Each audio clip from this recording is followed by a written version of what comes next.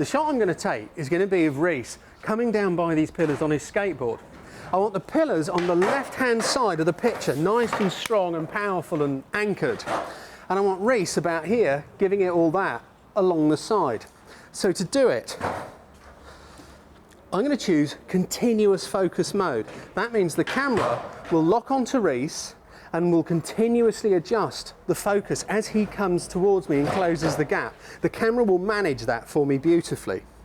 In order that the camera knows where in the viewfinder Rees is, I'm going to use the dynamic area. That means I can choose the point in the viewfinder where I want the camera to concentrate its focus, and it will use the little cluster of points around that. Now if Rees is just here, let's reverse it. He's on the right hand side of the shot. So let's move the little gun sight around and put it to the right hand side, and I'm going to go about a third of the way up because he's probably going to be a little bit crouched like that. All I've got to do now is keep that gun sight on Rees. The camera will then track the focus, Rees will stay in focus, and because I will have pre-composed my shot, which I'm going to do now, let's get in here. All I have to do is keep the dot on Rees and the camera and everything else will look after itself. So compose the shot. I like these little bell bits at the bottom. I've now locked onto Rees. Go for it, Rees. Here he comes. Right, button down. We're shooting shots, and as he comes in closer, closer, closer. Great. Thanks, Rees. Top job, mate. Let's have a little look. Great stuff. We've got a great little sequence of pictures of Rees coming in closer and closer to the camera. And the camera has taken care of all the focusing needs to make sure that he's sharp. All I've had to do is hold that dot on him. This is how you can start to combine these modes together in order for the shot you want. You've just got to stop for a minute and think, what am I doing here? It's no good running around scatterbrain trying to do it as you see a situation.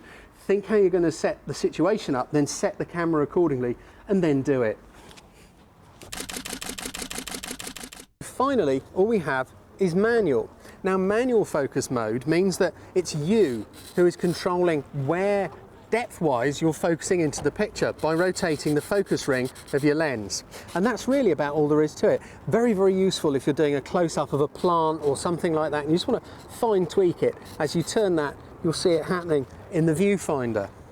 But the only other time you might need manual is if you're photographing a very low contrast subject, like woodland on a misty day, something like that.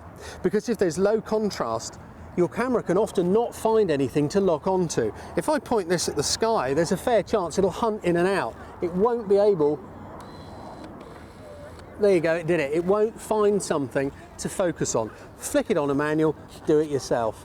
Now I know you all hate picking up your books and looking stuff up and reading it, but really you're going to have to because all cameras do this differently. Check out autofocus modes in the book.